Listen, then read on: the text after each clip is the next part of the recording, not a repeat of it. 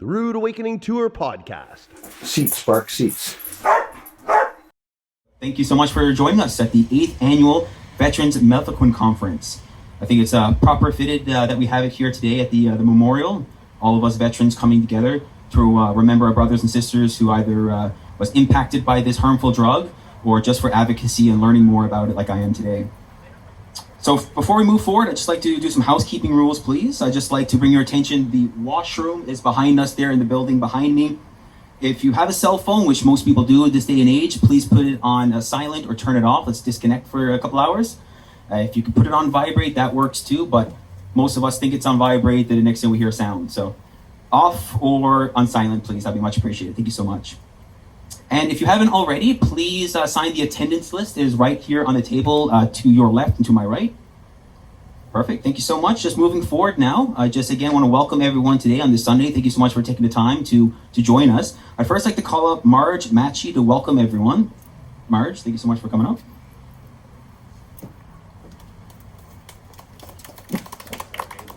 That should be gay. You can hear me, hey?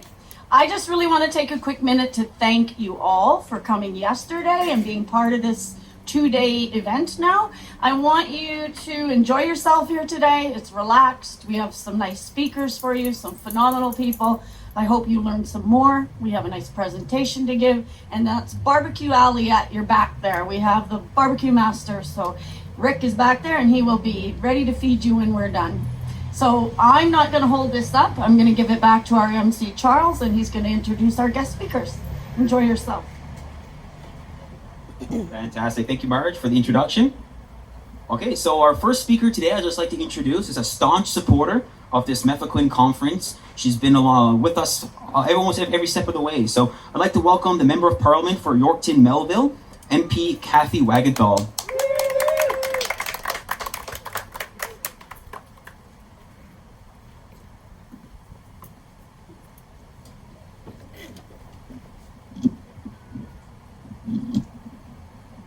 I think I'm way taller than I am.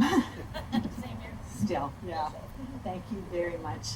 Thank you, everyone. It was so good to be with you yesterday, and it's true, I've been with Marge in this wonderful work that she's been doing for the last, I'm in my 9th year as a Member of Parliament, and I have served on the Standing Committee of Veterans Affairs for that full amount of time. I call myself the matron of the committee.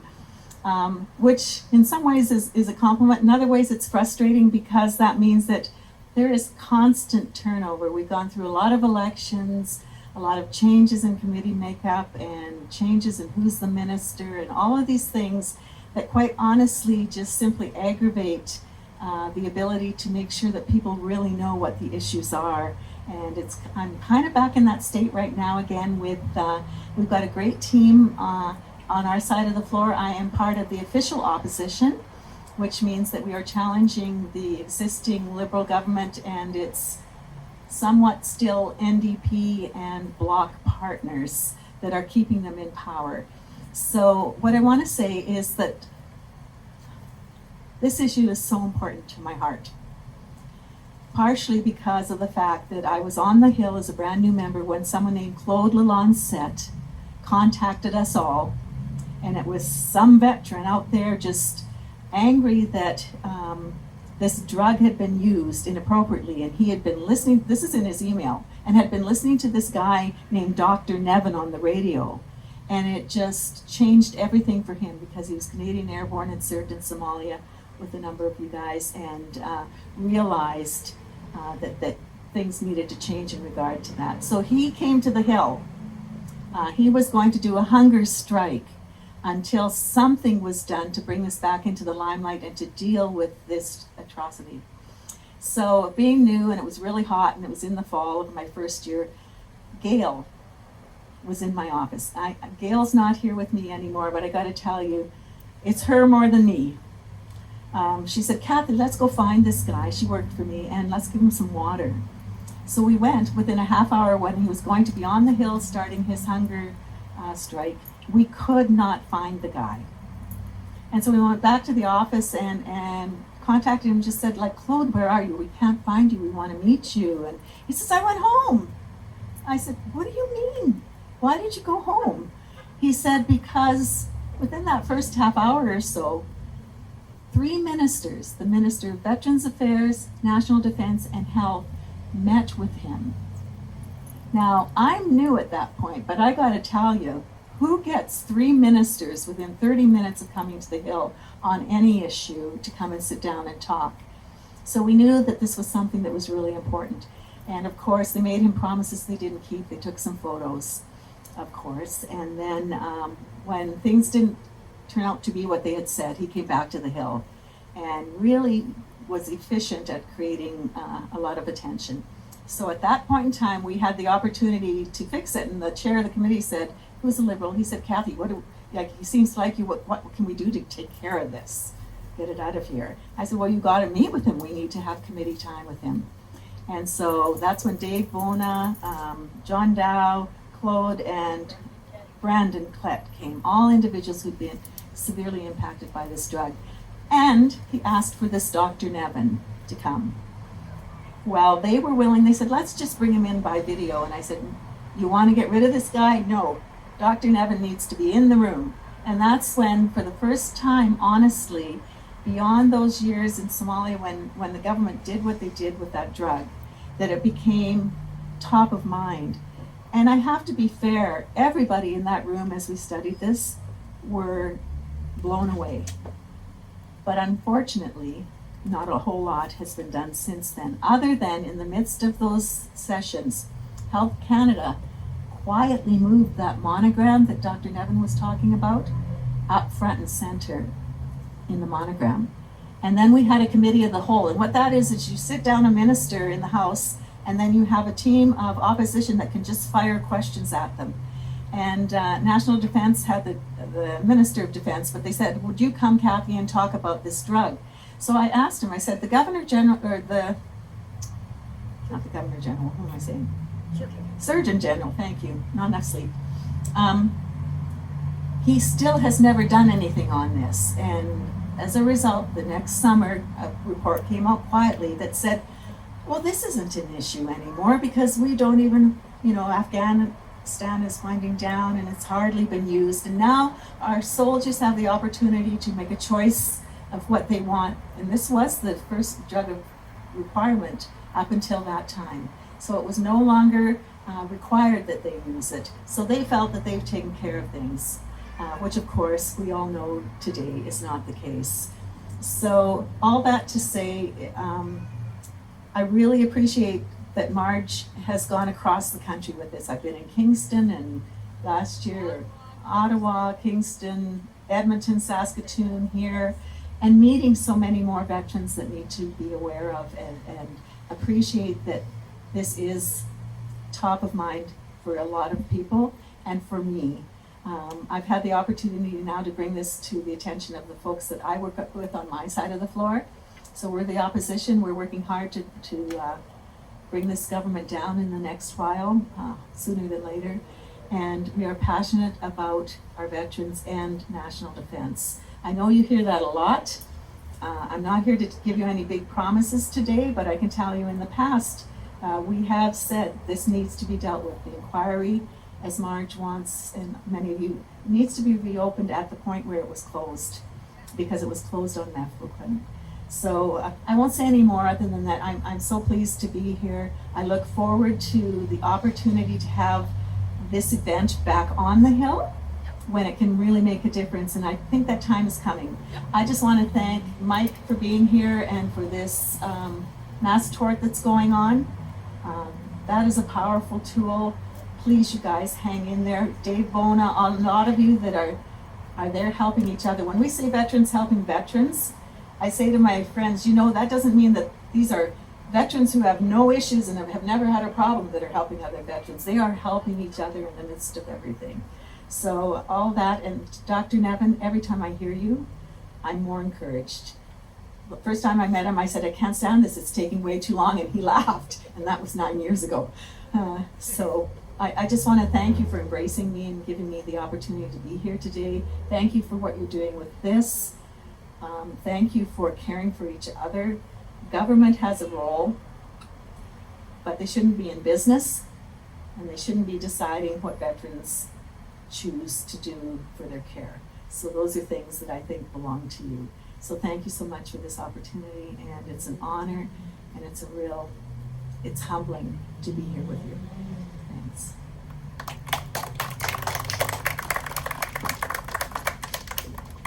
Thank you, Ms. Wagenthal. Awesome. I'm just It's a joke. Wagenthal. Oh, sorry. We always have to say because everybody says it wrong. Wagenthal. Sorry. Yeah, There we go. I got she's it right. short, but she's tall.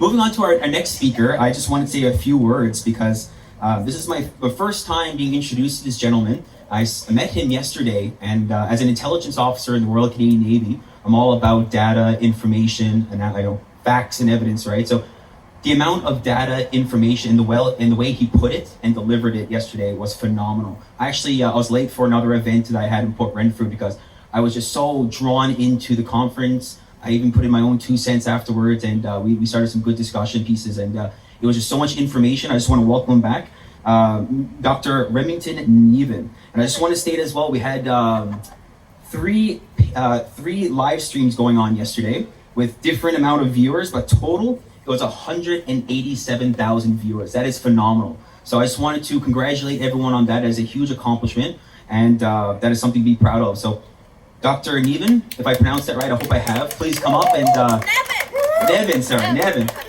First time. Yeah. And thank you for everything you're doing. Thank you, sir. Thank you. Hi, everyone. So thank you very much for that really kind welcome.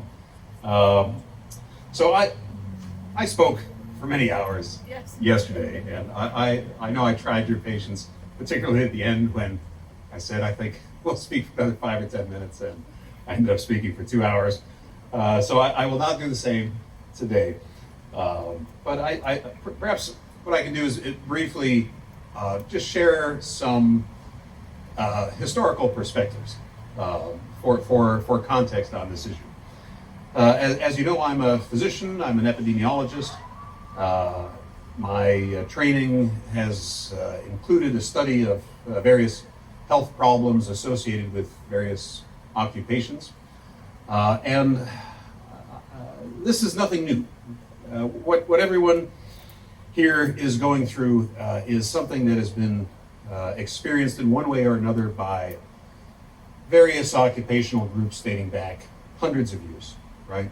Mefloquine neurotoxicity, as we spoke about yesterday, is just one form of occupational neurotoxicosis, right? There are various chemicals that workers of various kinds have been exposed to over the years. Solvents, lead, mercury, other heavy metals. And just as it is with Mefloquine, what you share with workers exposed to all of these other chemicals is denial, right?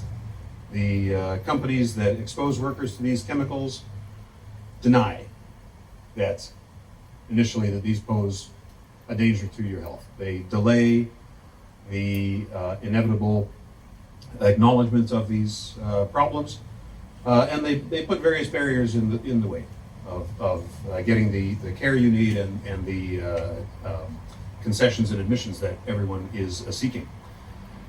So in that context, I want to reassure you, you're on track, you're on schedule. Progress of this nature is never fast. For some context, Ingrid and I are likely relocating to Illinois, a small town called Galena. And Galena is the name of the mineral that we used to get our lead from, right? Neurotoxic lead. They started mining it there in the 1800s. It was several decades until it was widely recognized that lead neurotoxicity was a concern. Various industries promoted the use of lead in consumer products throughout the 1900s. And it was really only a few decades ago that despite years of knowledge of the dangers of lead, that there were even the most elemental safety procedures applied to the mining and industrial processing of lead. And it was only with EPA and OSHA in the States that we began to see significant action. And of course, today we all recognize the dangers of lead. There's all sorts of efforts made to limit the exposure to lead and to treat particularly young children exposed to lead. But that was a process that evolved over well over 100 years, right? So too with mercury, so too with solvents, so too with various petrochemicals.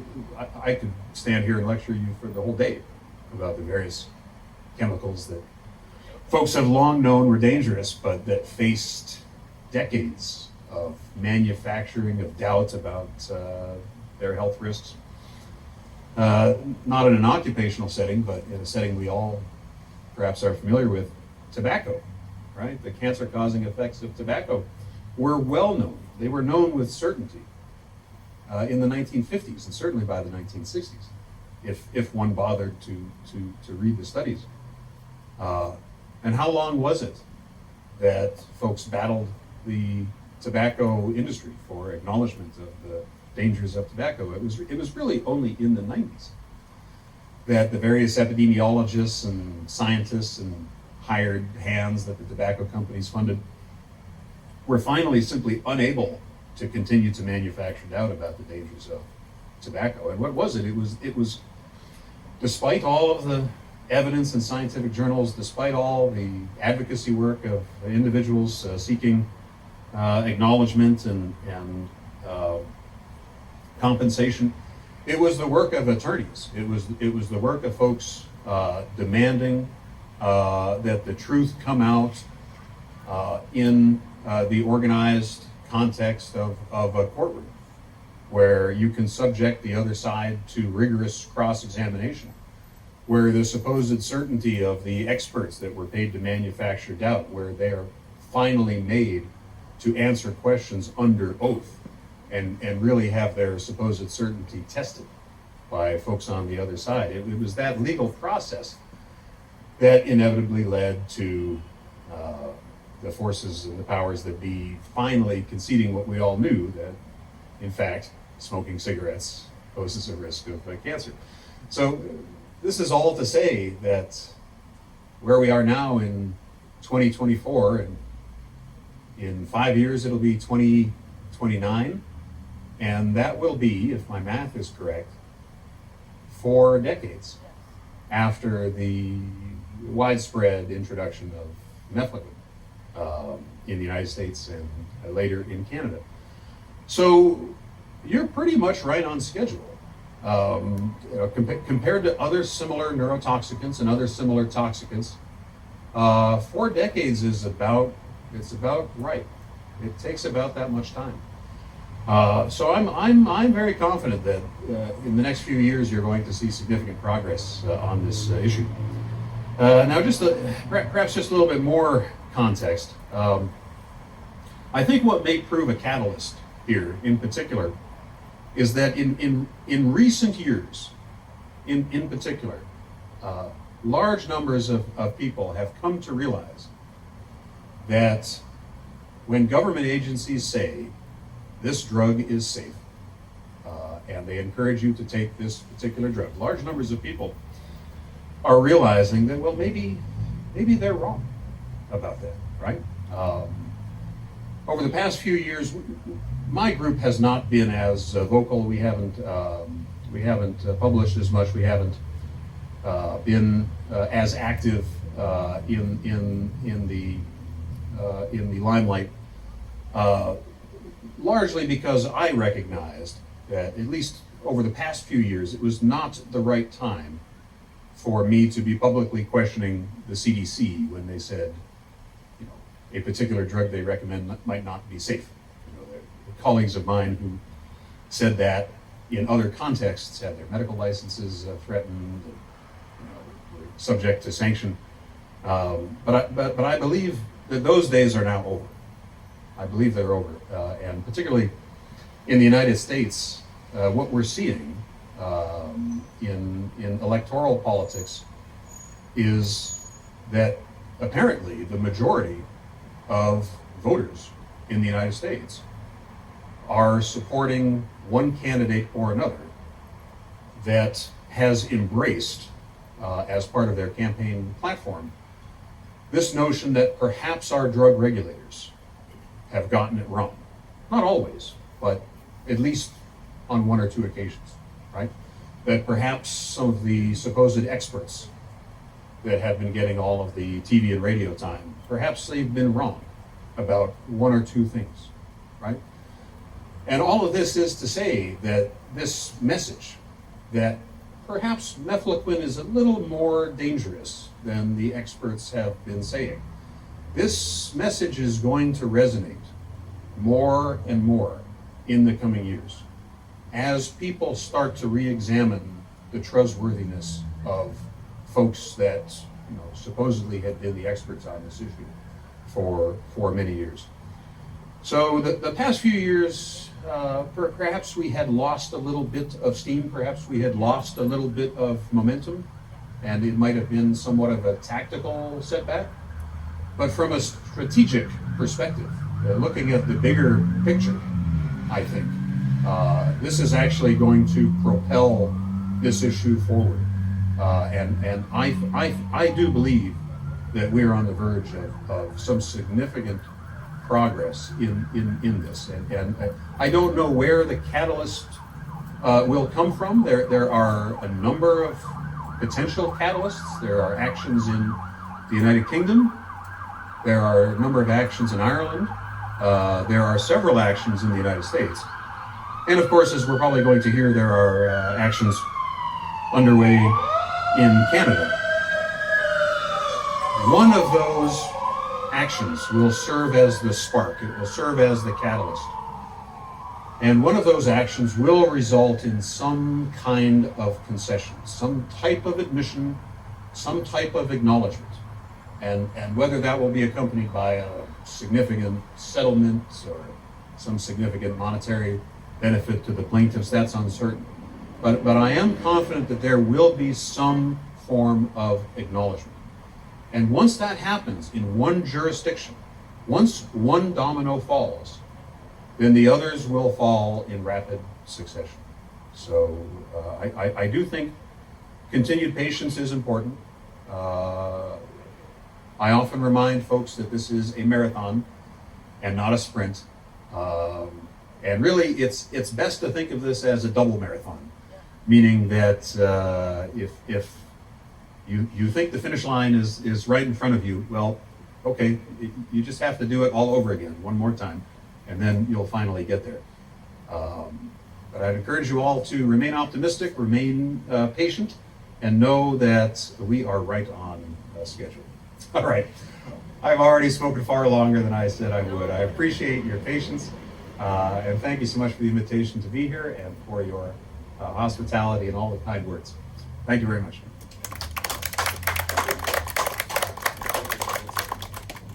Great, thank you, Dr. Nevin. Much appreciated. And your address actually is a good segue into our next speaker. There's several veteran groups around the world, I guess, tackling the Mefloquine from a legal standpoint. We have some veterans here as well that are doing the exact same. So I'd like to ask Mr. Mike Henry to come up. He is the founding partner in the law firm Howie, Sachs and Henry. So I'd just like to ask him to come up and address and give us an update on the mass tort lawsuit. Thank you, sir.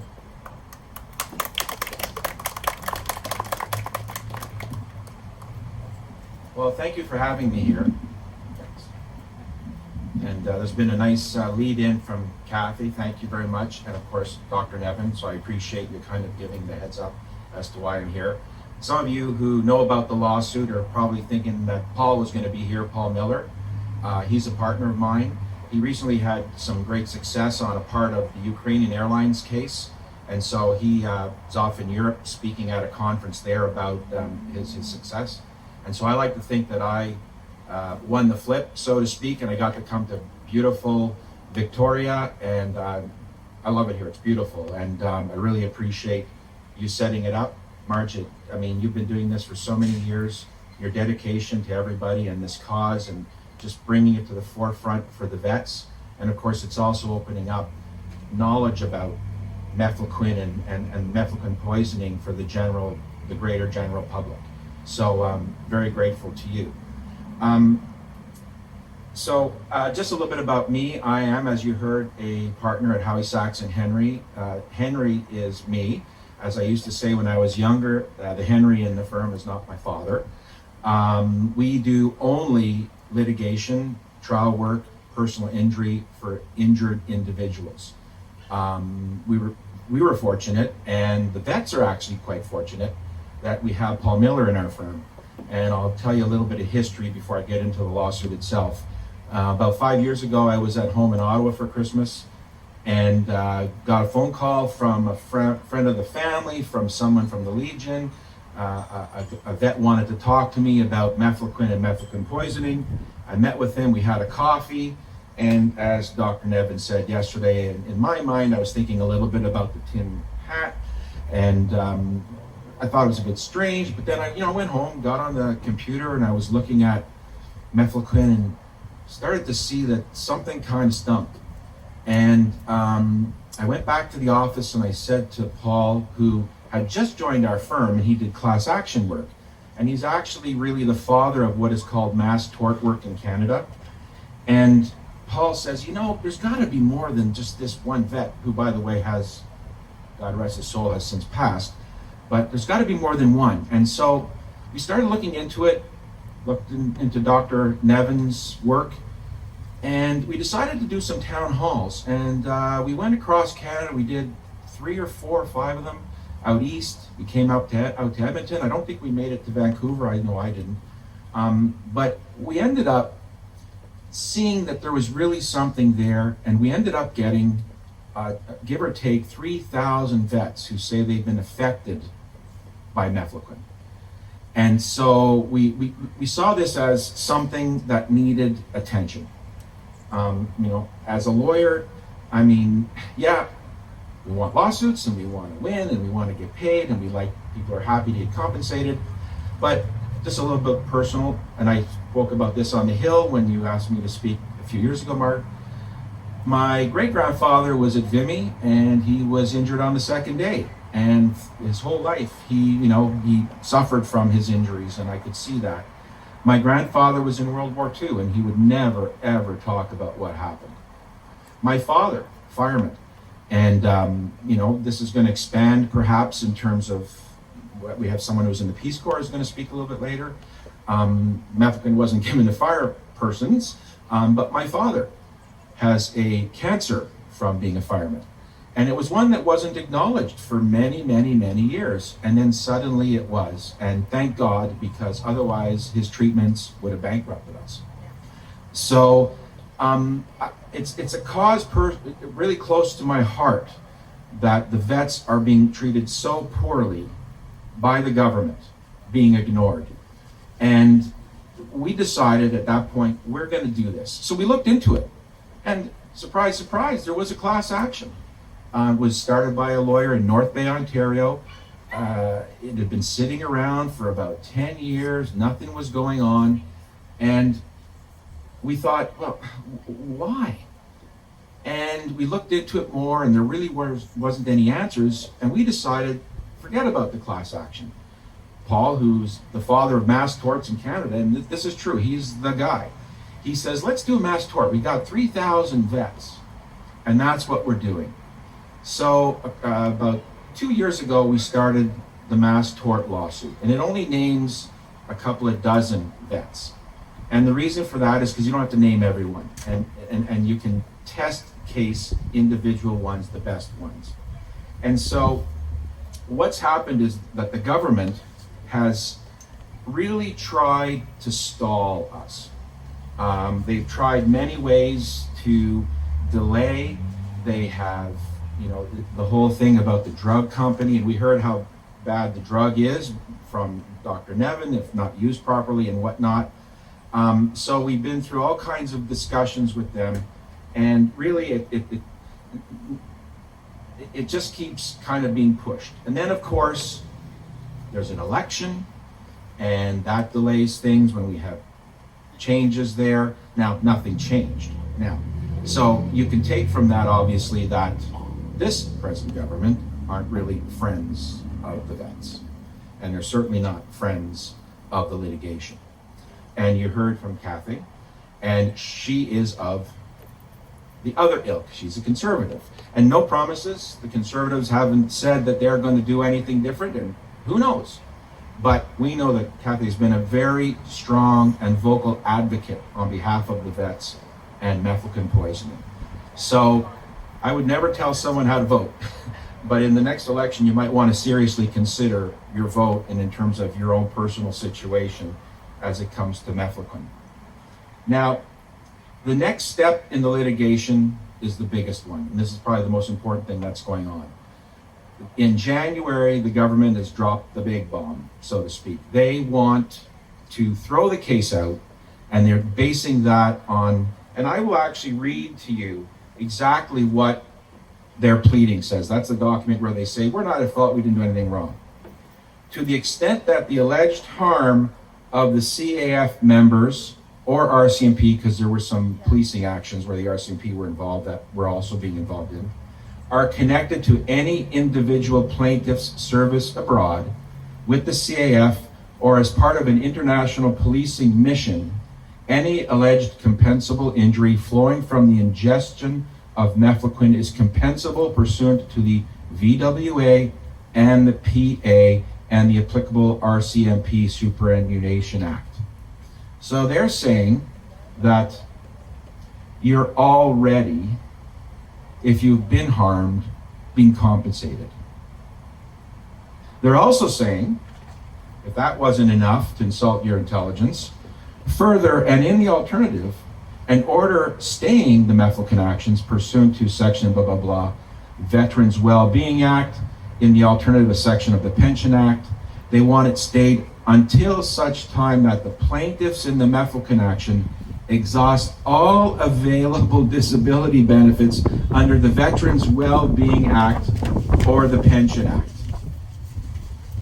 So, there we go. So I ask you, as a veteran, having heard that, has the government treated you properly?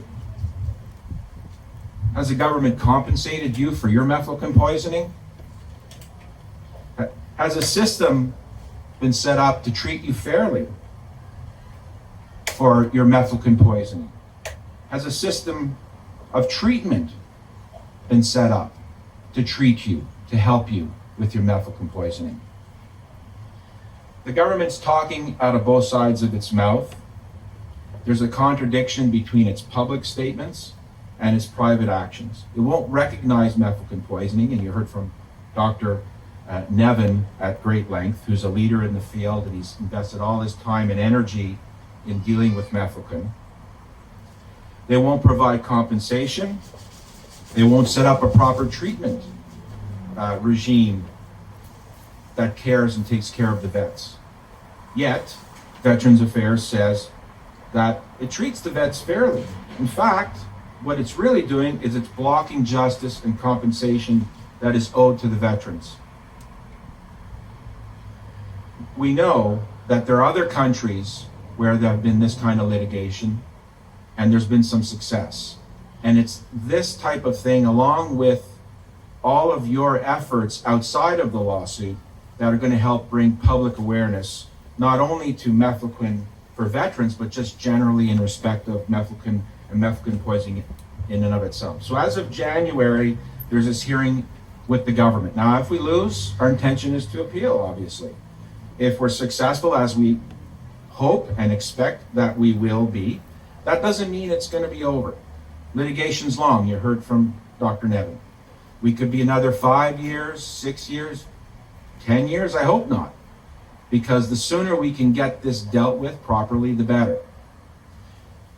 The government might realize when this motion that they're bringing to throw it out is lost, that the jig is up. And if they do, then hopefully we can talk sense and work on some kind of a plan for compensation and proper acknowledgement and treatment. They may not. We may have to do the next steps, discovery, even trial. And the reason why I told you about my family situation is we're very invested at our firm to see this through to its conclusion, to get the compensation. That is our goal. not only to get compensation, but to recognize mefloquine poisoning and to find funds for research and treatment of mefloquine poisoning for veterans. So I'd just like to say, and I think I've talked a little longer than I expected, a little passionate about this. Some of you are in this lawsuit, and on success, you will be compensated and all the things we talked about. Some of you are not. And the group is closed, but I welcome you when I'm done talking, when we're finished. Come and see me, give me a card. I want to hear your stories. Every voice adds to the outcry against the government to do the right thing by the veterans. Every voice. We have very devout advocates. Marge, Dr. Nevin. Of course, I'm not gonna miss Cafe. And we have some vets like Dave Bona, John Dow, Mike Rude. I mean, these guys, they talk to vets, they travel across the country for awareness. I mean, they just go above and beyond. I mean, it's an unbelievable group of people that are here to support you. They support us in the litigation, and their tireless efforts. All you need to do is tell me your story. Look at social media, do the likes, do the comments. Every time you do a comment, someone sees it, there's another comment. 180 some thousand people were watching that. That's incredible. That's what brings this to the attention of the government, so that things can change, so that things can be done to help the vets. So in closing, it's an honor to speak to all of you today. I'm not a vet. I can't imagine what you've gone through. I know from my father, my family, what the families and the vets go through. I've seen that. So I thank you for the opportunity to speak to you. And yeah, I'm just so thrilled to be here in beautiful British Columbia. Thank you very much.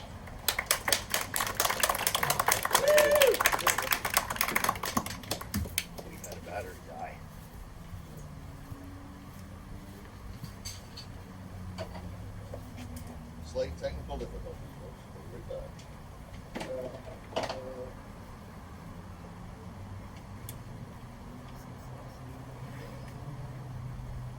Awesome. Thank you, Mr. Henry. Much appreciated. Thanks, sir. I'm going to move forward now with Miss Erin Mercer. She was in the Peace Corps and was prescribed Mefloquine in 2008 while serving. So I'd like to welcome her up and share your story. Thank you so much.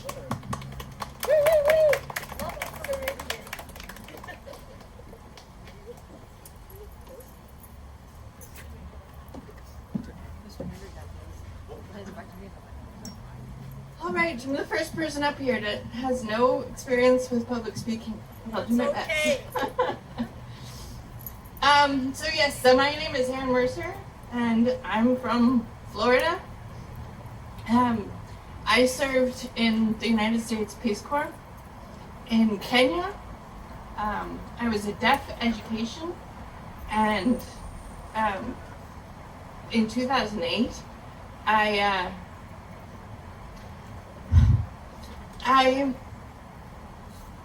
went over there, and with the Peace Corps, the first 2 months we're all together and training, and we met up in Philadelphia, and we're given our first pill the night before we went to Kenya.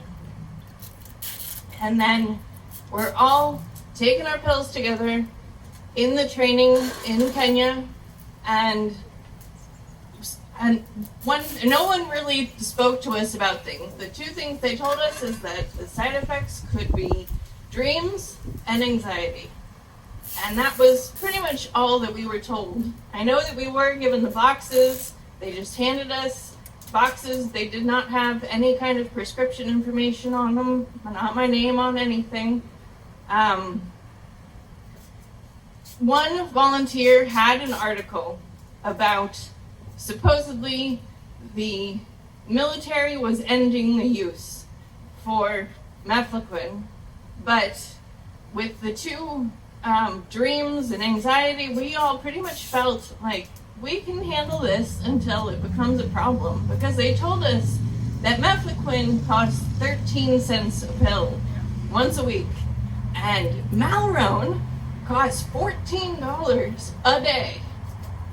So it kind of felt like if you request to be changed over to the other option, it would be a burden. Peace Corps' budget is low. Then after 2 months, we each got sent to our site, and in Peace Corps, pretty much that means you're sent alone to live in a village on your own.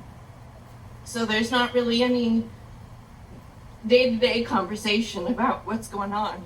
I know that other people were having major dreams because one volunteer wanted to start a newsletter, and the title was going to be Meth Dreams. And everybody understood.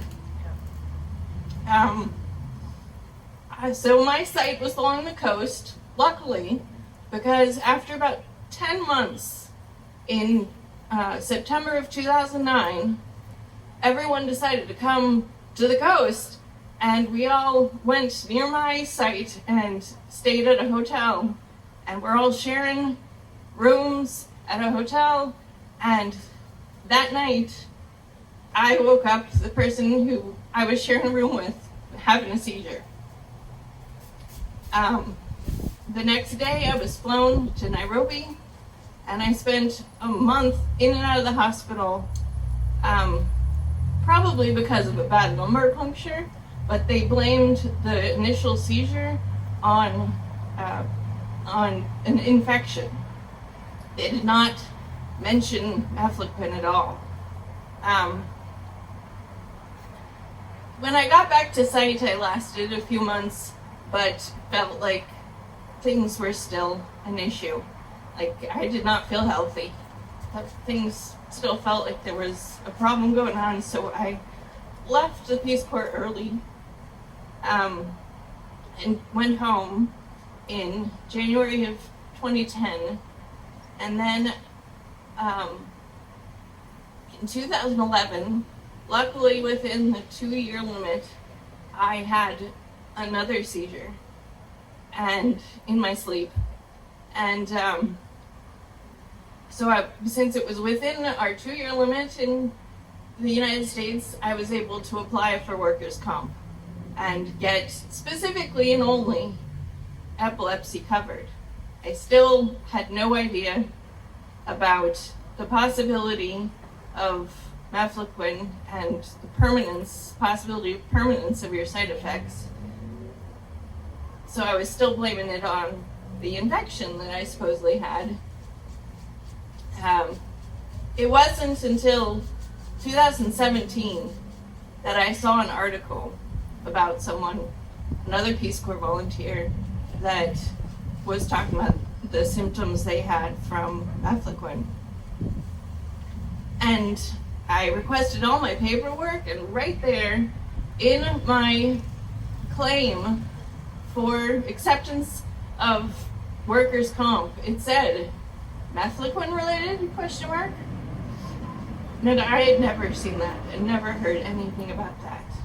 And so since then, I have been diagnosed with epilepsy and been fighting seizures. I didn't know it for the whole time. Starting in Kenya, after that first seizure, full seizure, I'd had what are called partial seizures and didn't even realize the deja vu, what I call the matrix, where I just feel like everything's fake and things like that, are actually petit mal or partial seizures.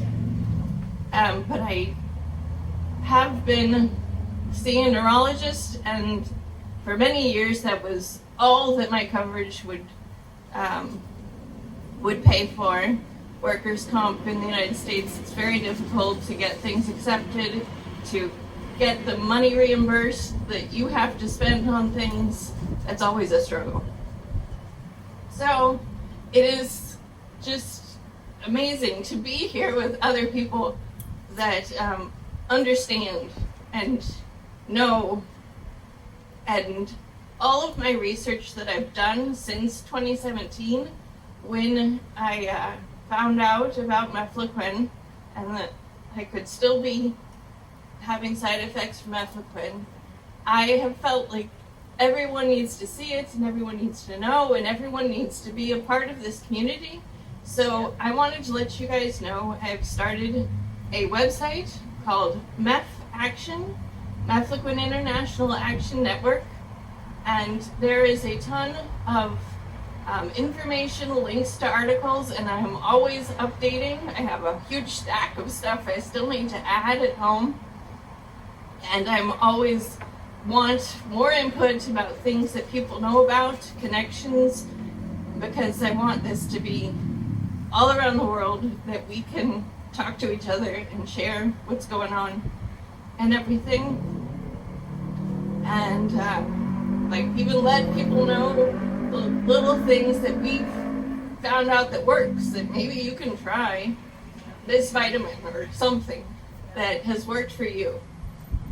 So please come and talk to me or email me. The email for the website is action@mefaction.com. So that is what I wanted to share with everyone. Thank you. Thank you so much, Ms. Mercer, for sharing your story with us. Awesome. I'd like to move on to Mr. Dave Bona now. He's been advocating and finding, he's been unwavering advocacy, advice, and support to his fellow veterans regarding Mefloquine. Has been noble and definitely one to acknowledge. So I'd just like to welcome him here to the stage and to address the audience, please. Mr. Dave Bona.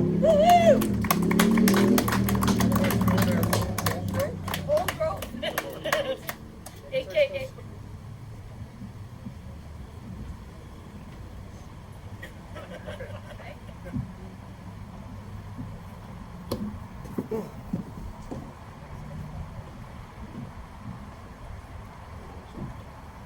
Hello. Just like to thank everyone that showed up today. Greatly appreciated. I remember way back when this started. I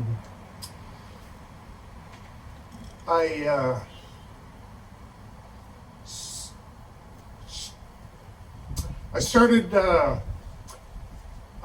when I found out about the Mefloquine poison. I started actually tracking down the guys I was deployed with. And Why do you come up there? no, I'm good.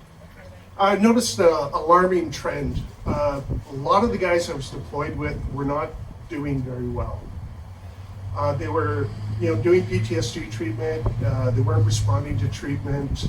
There was a lot of addiction issues. We had a disturbing amount of people that were no longer with us. Yeah.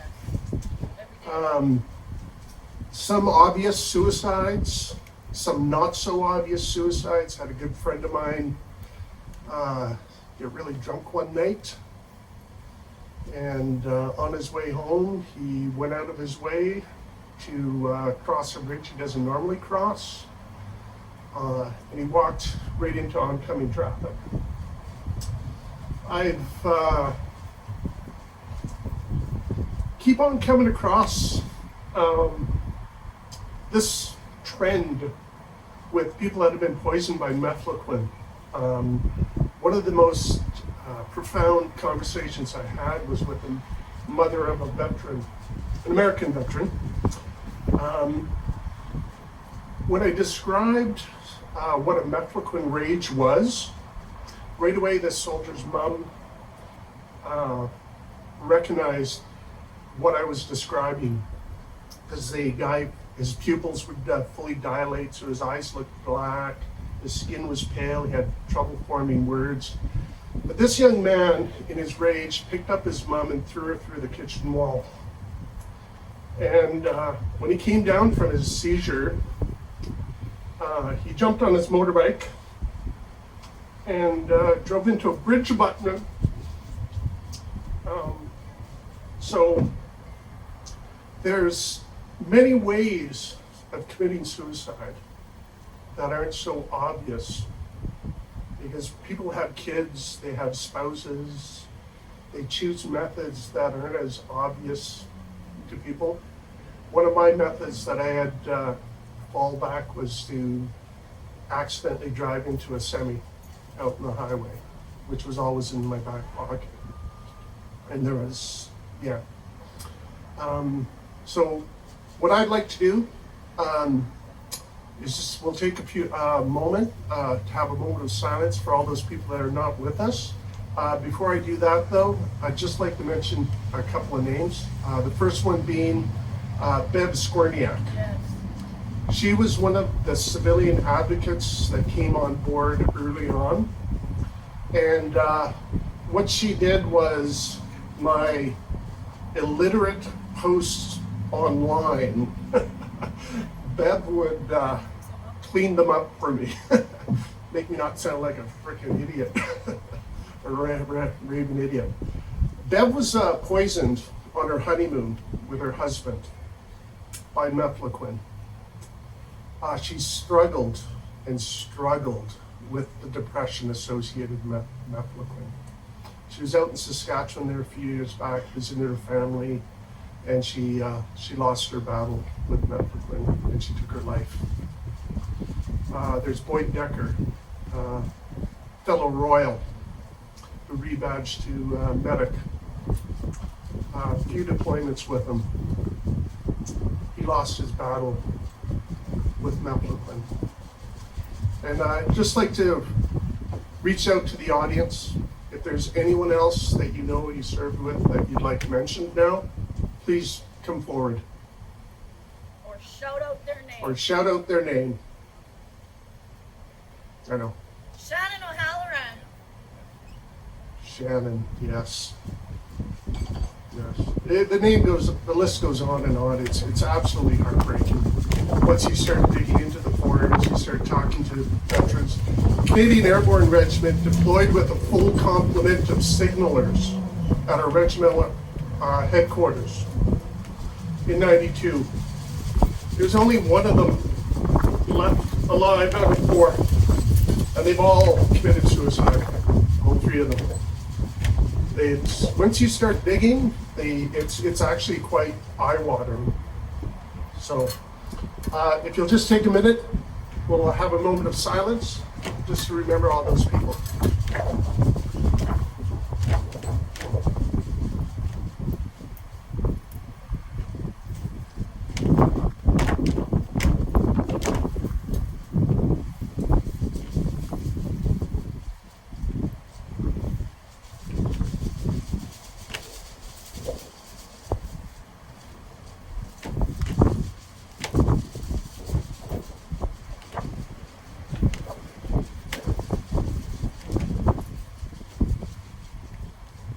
Thank you very much. Marge? Yeah, you're good. Thank you.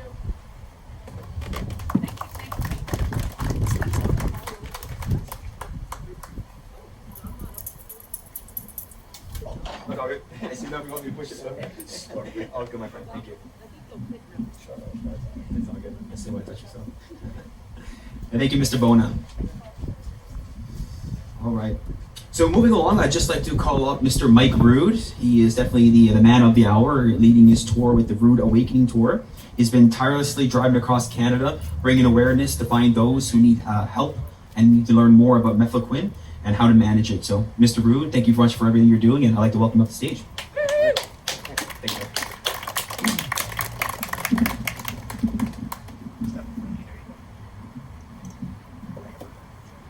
So I'll just start off then by acknowledging 2 days ago was the Military Family Appreciation Day. And many of the families probably didn't sign up for what they're dealing with now, right? With people dealing with Mefloquine. So I've kind of changed my plan a little bit, Marge, I'm sorry. But This is my Somalia coin, right? I received it, right? It's to say it's been 31 years since Somalia.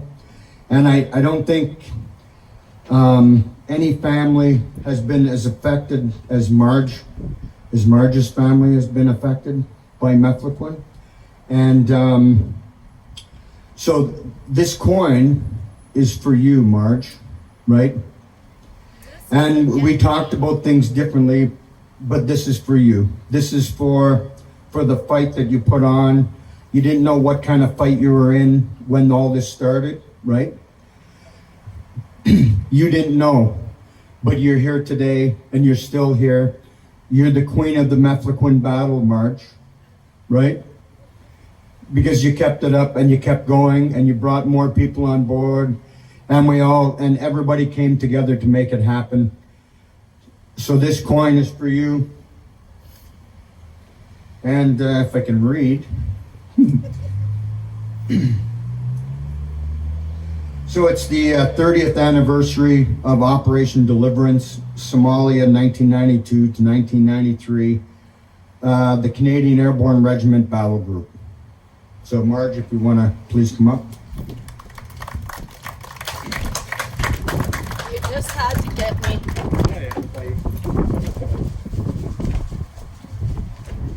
Wow. This is very emotional for me, and I know I'm short. There was a time when I couldn't hold this coin. There was a time when everyone hated us so badly.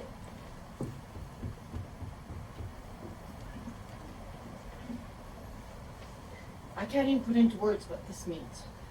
There was a time I couldn't stand by the airborne flag. And there was a time I couldn't even go to Remembrance Day. And I'd never think I deserved this. So I can't thank you enough. This is huge for me. Very huge. You have no idea. Thank you. Thanks.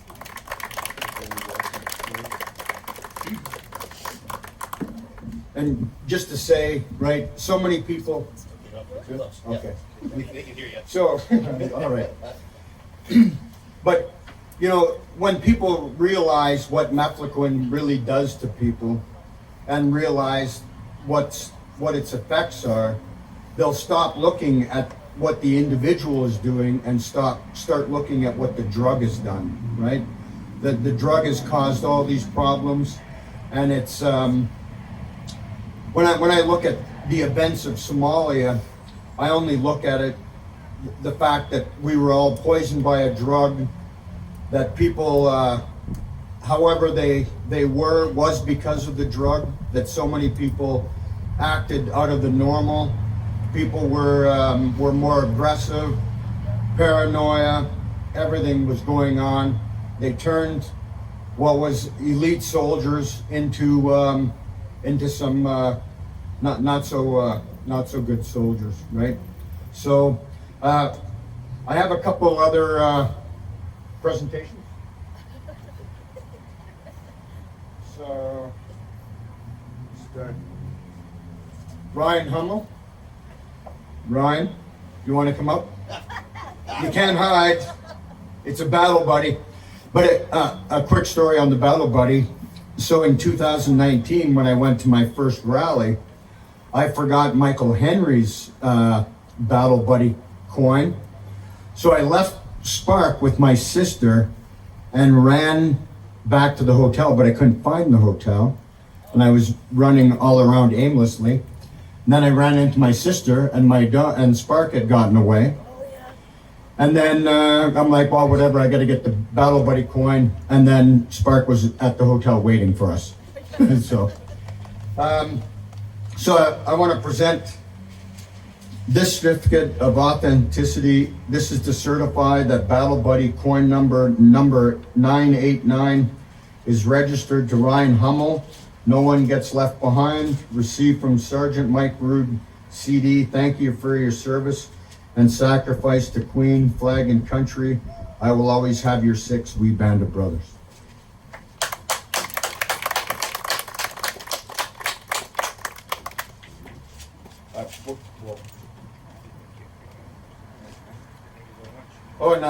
They make coffee, Pro Patria. Oh, that's where it came from. Yeah. So I had to wear the sweater yesterday at the Pro Patria Legion, not the Pro Patricia Legion, which I preferred, but. Okay. Yeah, go check out the awards, Bert. Okay, and finally, Dave Slope. Oh, Yeah. So Dave was did all the sound system, brought it over from Vancouver. Also, Dave has worked on the podcast with me. We've done some recording in Vancouver. We've done it in St. Clair, Michigan. We've done it in Prince Albert, Saskatchewan, and we make it around. So, certificate of authenticity. This is to certify that Battle Buddy coin number 990 is registered to Dave Sloat. No one gets left behind. Received from Sergeant Mike Root, CD. Thank you for your service and sacrifice to Queen, flag, and country. I will always have your six. We band of brothers.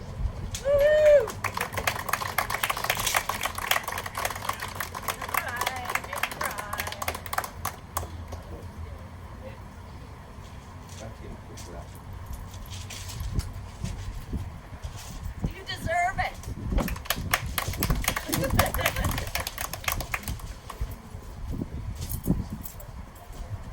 And lastly, thanks for everybody for coming, and thanks Marge for keeping the fight, and thanks Dave for being her 2IC the whole time, and for everybody else, you rock.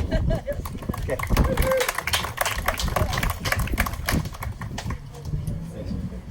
Congratulations. Thank you, Mr. Rude. That was fantastic. I just want to move on to our organizer here tonight, but before she comes up and addresses, I just want to give her a humble thank you for allowing me to be the master of ceremonies today. It's an honor for me to be here today. I have my own personal story with a different drug that the military pushed through, and which I won't get into. But to be amongst the veterans here today, it was this generation that motivated me to join. So thank you for all being here. Thank you for continuing this fight. And I do hope that justice and some closure comes your way very soon. Marge, thank you so much for allowing me to speak and be the master of ceremonies today. I'd like to welcome you up and address the audience, please. Thank you so much. Thank you.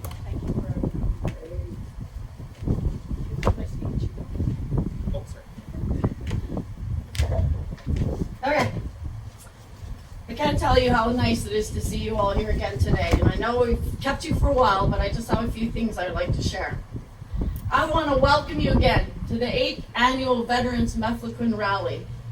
I want to say a big thank you and a special just thank you, Dr. Remington Nevin, Mike Henry, Kathy Wagenthal, for making the time every time to come here with us. You have never let me down. And the only time we couldn't be together was when COVID made it so he couldn't cross the border. At this time, I would like to thank the volunteers that stepped up to help me. I'm in Saskatchewan, so to make an event like this happen, it takes people on the ground. And I want a great group picture with you all after. I have to single one out because it's a birthday today. Happy birthday, Megan. I won't say how old. It's not ladylike. 50! 50s! Okay. Wow. It's been 32 years I've been trying to find a way to tell the world how this little white pill called Mefloquine destroyed thousands and thousands of lives. In 1992, my then husband, Master Corporal Clayton Matchie, was part of nearly 1,000 soldiers deployed to Somalia on the first wave. Off they went, full of bravado and the belief that they were doing exactly what they were trained to do. And in this case, it was to help the Somalian population to get food, water, and medication, etc., from the warlords who were not letting that happen. So off they went, and they believed that their higher-ups had their back. No, instead they were made unwitting participants in an illegal drug trial with an unlicensed anti-malarial drug, Mefloquine. Health Canada had agreed to let DND use the drug as part of a monitored drug study. Consent forms were to be signed by members, and if it was not tolerated, they were to be switched to doxycycline or Malarone, which were very tolerable alternatives. Well, D&D never had any intention of following the study. None of the requirements were even taken into consideration. No consent forms were signed, and no options were given to get off the drug if it was not tolerable. In fact, just the opposite. If it was suspected in Somalia you were not taking the pill, blood would be drawn and court-martial threatened if it was not detected in sufficient amounts in the blood. They were told, drink more water, get more rest, you'll be okay. Well, we all know the subsequent fallout of that is known as the Somalia affairs today. So when all that shit happened, I knew it was because of the drug. I'd seen how it changed Clayton way before he left, so much so that I didn't even know him anymore. And I knew he wasn't fit to go. So began my journey with Mefloquine, and I wore a tinfoil hat along with Dr. Remington. And was made out as a conspiracist, and it was just so hard to be heard. So the media continued to spread their narrative, which today we can challenge every narrative with true fact. The government, or D&D, continued to dole out Mefloquine for the next 2 decades like candy, poisoning thousands and thousands more service members in places like Rwanda and Afghanistan. And as no drug study was ever done before our troops were even on the ground 3 months, that drug was made available to the everyday traveler, now known as Lariam. Same recipe, same issues. It would not be until about 2016 when continued advocacy from others and ourselves forced the FDA to change that warning box label to a black box, most severe label, and now gives the warning that this medication has the potential to cause long-lasting or permanent brain damage. So I would liken to think if you got to read that now, you'd never take that pill. So it was hopeless trying to be heard, as I was easily squashed and threatened and silenced by D&D people and their doctor, who since passed away, but who came behind everything I ever said and made me look foolish. Then one day I met a veteran named Dave Bona, and then veterans John Dow and Brandon Kett. They were being heard globally, and then it was at that time I realized that this issue was way bigger than just me. I met veteran Claude Lalancet, who was doing his first hunger strike on Parliament Hill. And I was shocked that there were others out there saying now what I'd been saying for so long. And once our advocacy joined, it was a game changer. We became a force. We were being heard globally, and so many other countries that have joined in with us. And yet here we are today, still trying to be heard by our Canadian government. But they know that if they agree that they blew it, then they're going to have to face the fallout of 3 decades worth of Mefloquine poisoning. But today you can mention the word Mefloquine and people will say, oh, that's not good, that's a bad drug, don't take it. So I was able to take my tinfoil hat off. I was 30 years old when this happened to our family, and I'm 62 now. So I can agree with Dr. Remington, this is not a marathon, or this is a marathon, not a race, excuse me. But as sad as that sounds, I have personally been thanked by hundreds and hundreds of veterans for saving their lives. Because they now knew their enemy, that little white pill. And knowing your enemy is half the battle. So D&D got away with decades of laying the blame on Clayton and PTSD, and that misinformation led to a larger wake of human destruction, because the treatment for PTSD and Mefloquine poisoning are so vastly different. The drugs from the pharmaceuticals for PTSD amp up the symptoms for Mefloquine. Learning that these treatments are vastly different has simply saved so many lives, just that. I truly hope your attendance here this weekend has helped those that needed answers, and will encourage others to step up and advocate for those that cannot. We need to turn the volume up and support the mass lawsuit in place right now. So whatever your beliefs are, We need to set them aside and have a laser-focused path to holding those accountable for destroying so many lives. I personally will not quit advocating for this cause, which I now call a global movement. I will not quit. Because it's not okay to use military personnel as guinea pigs. And it's not okay to continue to sell this drug to everyday travelers now known as Lariam, because no one truly did the study.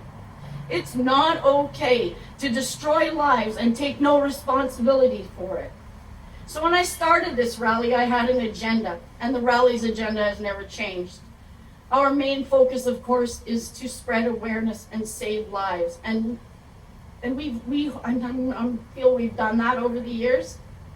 We've always had an agenda. We want to hold D&D accountable for their actions. We want recognition for the wrongful, illegal drug trial and the damage done to military personnel. We want compensation for those injured and funding research for better treatment and ways to manage symptoms. I want the Somalia inquiry to be reopened and let it finish its natural course. Let the chips fall where they may. Let the charges be on those who deserve them. And let the truth be told. Because then and only then will my family and other families truly begin to heal. Let's continue to advocate, educate, and create the change we need. If you are struggling, reach out to us. Do not do this alone. We are here.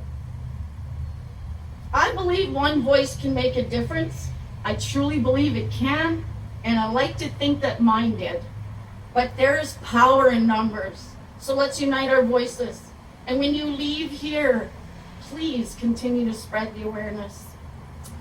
I want to just give a couple thank you for that. I just want to give you, I don't know where it went. Oh, there it is. Charles hit it. I'm just kidding. Okay. Firstly, I want to give out a big shout out to our sponsors. Mike Rude from the Rude Awakening Tour, who sponsored our sound and our video. Trafalgar Legion, who sponsored us and let us hold our event yesterday, our educational portion with Dr. Remington. The Langford Legion, which has allowed us to use this square, supported some chairs and some tables and a barbecue. Special thanks to all of them for that. Dr. Remington, you know I'm probably one of your biggest fans, right?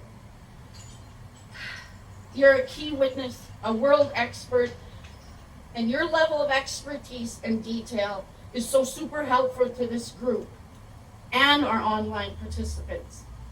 So this is going to lead me into something that I'd like Dave Bona and Mike Rude to come up here, please.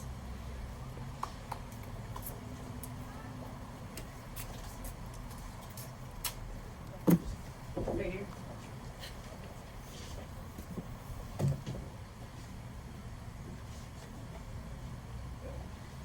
So every year I choose someone that I feel as a veteran has reached out to their veteran fellows and helped. So the more you helped, the more I see that they're out there. And we've missed this one, I don't know why, for a few years. It's like, I don't know why. But Dr. Remington, I'd like you to step forward, please, because you are our choice this year for the medals box presentation. You have helped us more than anyone on earth, and no one deserves it more. It's a medals box. Put your medals in. You got to show everybody. All right. These medals box, this one in particular, was made by Done by Don. He's from Ontario, and they're all made unique and different, and they're not cheap. That's supposed to be your major symbol on it. You can take it out if you want. That's, wow. Well, I think you be careful. So you can read the lid. Oh, that's great. Turn it over. It says, for all you are, for all you do, thank you. That's, wow. For all you are and all you do. And then it says, presented to Dr. Remington Devon from VMC 2024 for your dedication to quintism research and veterans. Wow, that's fantastic. Yes, it is. You so deserve it. Really nice. Okay. Thank you. Thank you. You're very welcome. I appreciate it. Thank you. There's more in there. Oh, Like there's you more. have to see the box, not just the lid. Oh, this is the lid. I didn't just buy you a lid. There you Oh, go. look at that. This is handmade. They are all unique and handmade. This is fantastic. I So, know. yeah, you can put that. So, Yeah. yeah, so this is Caduceus. This is, It's got his medical yeah, symbol, medical hand symbol, cart. U.S. military. Wow, that's great. Yeah. Thank you so much. You're very Wow, this is welcome. So fantastic. deserving. Yeah. Just be Yeah, careful I'm not gonna to put that split open or something. This common lid place locks in it my- when you do it, okay? Sure. Thank you so much. I want to thank you all who attended here today and yesterday. Online, like I said, we were at 187,000 followers yesterday, so you've reached a vast community of people. We are a community. I invite you all to belong. Let's get through this. Let's advocate. Let's continue to spread the word. Thank you to all the volunteers. And I'd love for you all to stay and have barbecue with us after and do some one-on-one and have some good visits. So thank you. This was our 8th annual Veterans Mefloquine Rally. Thank you. And I'm sorry if I missed them.